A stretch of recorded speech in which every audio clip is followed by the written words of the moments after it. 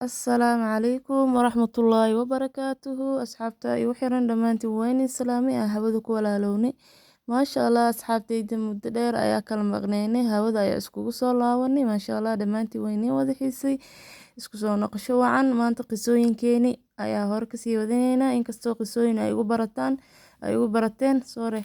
Maanta waxay noo wadaa arrimo ka dhigaya qofka shakhsiyadda wanaagsan. Qofka shakhsiyadda wanaagsan kow marnaba ha ballan qaadin lagu dhahay waxaadan oofinaynin. Waxaad oofini karin kow marnaba ha ballan qaadin waxaadan oofin karin. Waa muhiim mararka qaar inaad naftaada bartaa sida loo yiraahdo maya ma awoodi. Wax aad oofinaynin aad oofini karin maya ma awoodi. Hadhihin waa isku dayaya. Waayo waxaad dareemaysaa inaadan oofin karaynin waxa habboon inaadan dhihin. Waan isku dayaya micnaha waa isku dayaya dhihin. Balse taa beddelkeed waa in aad qofka ku dhahdaa maya ma awoodi. Waayo taas waxay kaa badbaadin kartaa inaysan sharaftaada waxyeeloweynin.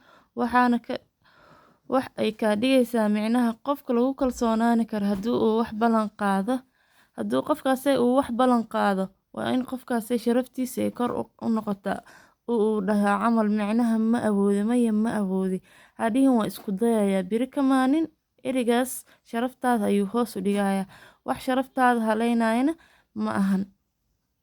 Waa wax oday sharaftaada hoos u dhigayo waaye. Micnaha laguuma kalsoonaan karo in micnaha qofkaas ballanta ma qaadin ballanta ma oofinin ayaa imaan karta.